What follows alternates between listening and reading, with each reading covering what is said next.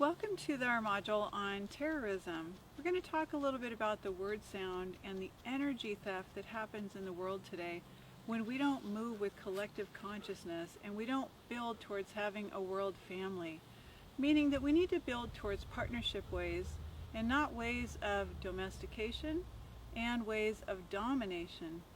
These are actually established through church and state, which want to have a monopoly on the people, the energy, and the resources of our great Mother Earth.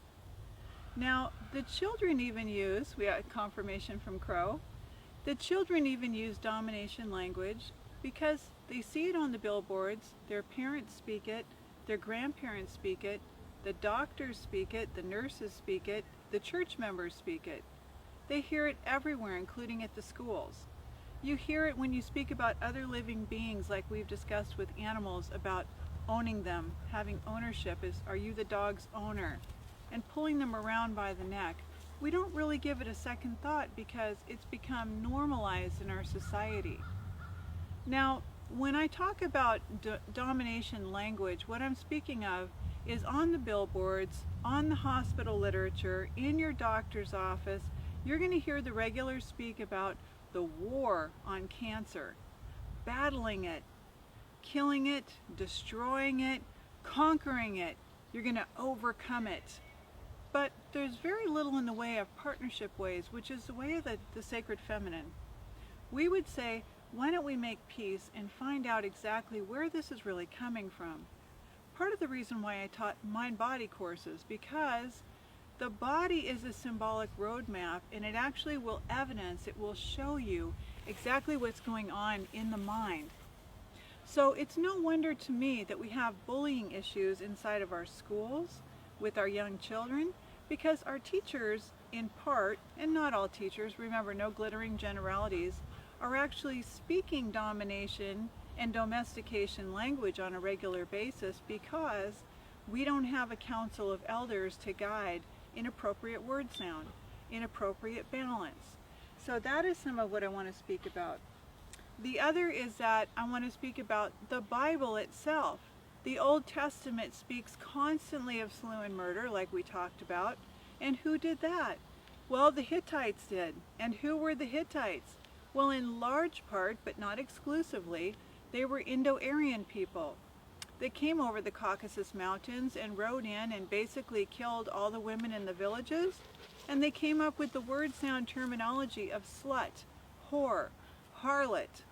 Books in the Bible were obviously, to me, replaced with more modern day names like we spoke about. And those books actually had prophecy within them that you can still pick and choose through. Now, if we look at Genesis, the book of Isaiah, and the book of Psalms, we can see many passages where God allegedly gives mankind the ability to subdue the earth.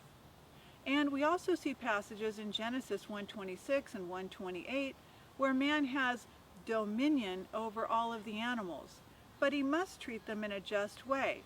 So that begs the question that if you subscribe to Christianity right now in this present moment, is that a just way that we treat the animals inside of the factory farms, where we're bloodletting and horrifically torturing them, exposing them to lots of superficial and synthetic hormones?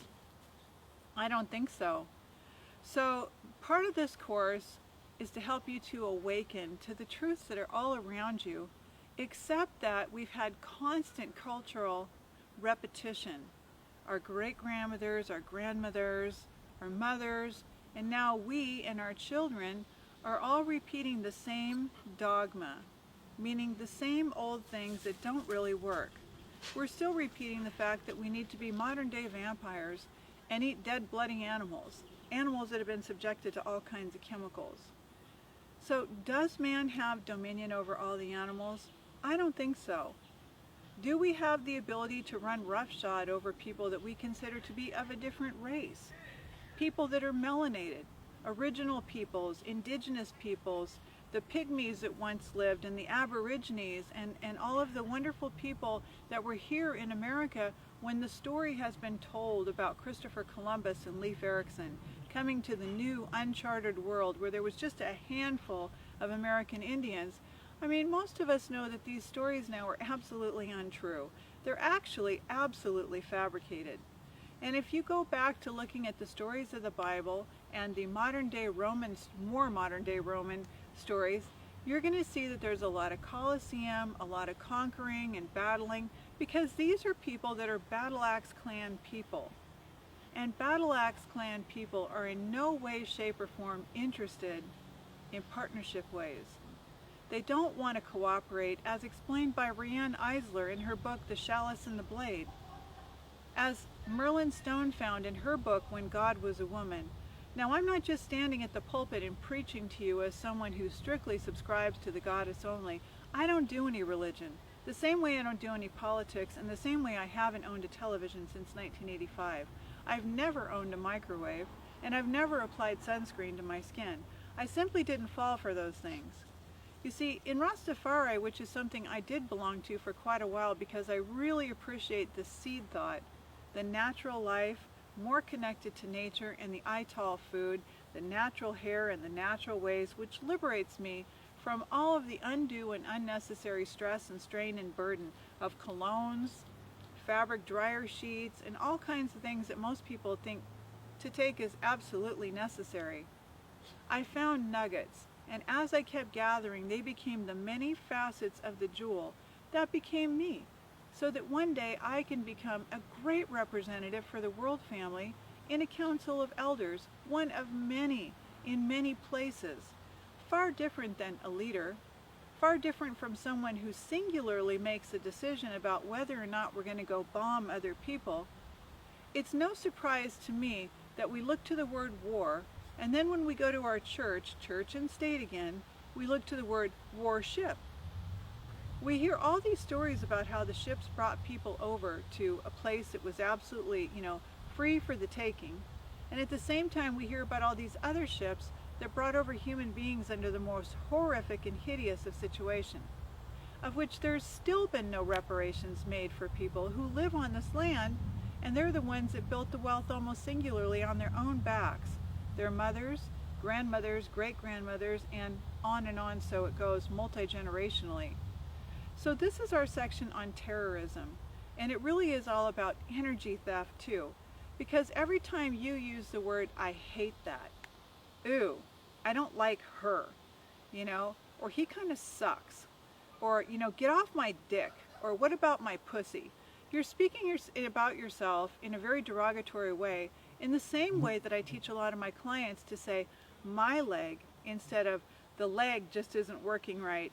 The hip sure isn't feeling like it should. The brain sure isn't working like it should. Start following a way of appreciating and actually respecting yourself. It's my brain, my leg. It's my world family. It's our world that we share together.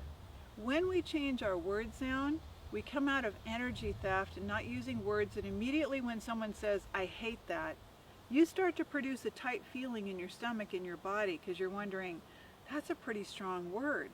Just like the word fuck. It used to carry a really strong derogatory intonation, so people would say that word and it would really cause a severe reaction. But in today's world, it's, we see little children using, fuck this, fuck that.